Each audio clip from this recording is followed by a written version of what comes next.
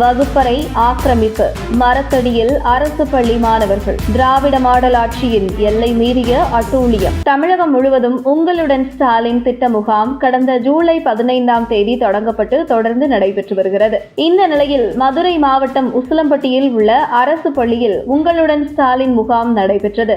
இதில் பள்ளி மாணவர்கள் பாடம் படிக்கும் வகுப்பறைகள் ஆக்கிரமிக்கப்பட்டு உங்களுடன் ஸ்டாலின் முகாம் நடந்து கொண்டிருக்க, வகுப்பறையில் அமர்ந்து படிக்க வேண்டிய மாணவர்கள் மரத்தடி நிழலிலும் வெளியிலும் அமர்ந்து பாடம் படித்த அவல நிலை ஏற்பட்டது. உடனே இதை அறிந்த அங்கிருந்த பொதுமக்கள் மாணவர்களை மரத்தடியில் அமர வைத்து பாடம் படிக்க வைப்பதும், வெயிலில் மணல் தரையில் அமர வைத்து பாடம் படிக்க வைத்துவிட்டு வகுப்பறையில் முகாம் நடத்தினால் என்ன அர்த்தம் என பள்ளி நிர்வாகத்திடம் கேள்வி எழுப்பியுள்ளனர். மேலும் விடுமுறை நாட்களில் முகாம் நடத்தினால் மாணவர்களுக்கு எந்த பாதிப்பும் இருக்காது என தங்கள் கோபத்தை பொதுமக்கள் வெளிப்படுத்தியதை பார்க்க முடிந்தது. மாணவர்கள் படிக்கும் பள்ளி கற்றலுக்கு வழிவகுக்க வேண்டுமே தவிர அதில் அரசியல் இருக்கக்கூடாது.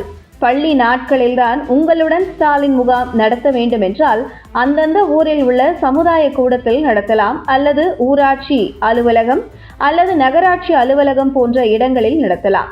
இப்படி எந்த ஒரு திட்டமிடலும் இல்லாமல் மாணவர்கள் படிக்கும் வகுப்பறையை ஆக்கிரமித்துக் கொண்டு ஒரு முகாம் நடத்துவது அது மக்கள் குறை தீர்க்கும் முகாம் இல்லை, மாணவர்களுக்கு ஏற்படுத்தும் இடையூறு என்பதை ஆளும் திமுக அரசு உணர வேண்டும் என்கிறார்கள் பொதுமக்கள். கடந்த 2022ஆம் ஆண்டில் மட்டும் சுமார் 47,000 மாணவர்கள் தமிழ் மொழி தேர்வில் தோல்வியை தழுவியுள்ளார்கள்.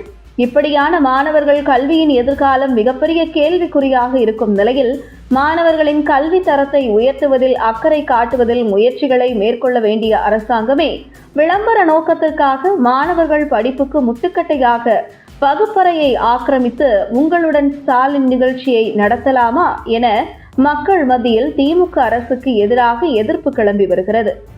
இந்த நிலையில் தமிழக முதல்வர் மு.க. ஸ்டாலின் இதுபோன்ற நிகழ்வுகளுக்கு எதிர்காலத்தில் வழிவகுக்காமல், குறிப்பாக அரசு பள்ளியில் படிக்கும் மாணவர்கள் எந்த விதத்திலும் பாதிப்பை ஏற்படுத்தாத வகையில் திராவிட மாடலின் கடந்த 4 ஆண்டு விடியல் ஆட்சியின் சாதனை என்ன என்பதை மக்கள் மத்தியில் கொண்டு செல்ல வேண்டும் என நடுநிலையாளர்கள் முதல்வருக்கு கோரிக்கை தெரிவித்து வருவதை பார்க்க முடிகிறது. மேலும் உசிலம்பட்டி அரசு பள்ளி மாணவர்கள் வகுப்பறையை ஆக்கிரமித்துக் கொண்டு திராவிட மாடல் அரசு செய்துள்ள இந்த செயல் எல்லை மீறிய செயல் என்றும், இன்னும் தேர்தலுக்கு சில மாதங்களே உள்ள நிலையில் மீண்டும் ஆட்சியை பிடிக்க வேண்டும் என்கிற விளம்பர நோக்கில் திமுக அரசு செய்யும் ஒவ்வொரு நடவடிக்கைகளும் அது திமுக அரசுக்கு எதிராகவே அமைந்து வருகிறது. அந்த வகையில் ஏற்கனவே மக்கள் மத்தியில் கடும் அதிருப்திக்கு உள்ளாகி உள்ள திமுக அரசு அதை சரி செய்ய எடுக்கும் நடவடிக்கைகள் எந்த ஒரு திட்டமிடல் இல்லாத காரணத்தினால் மேலும் திமுகவுக்கு சரிவைதான் ஏற்படுத்தி வருகிறது என்பது குறிப்பிடத்தக்கது.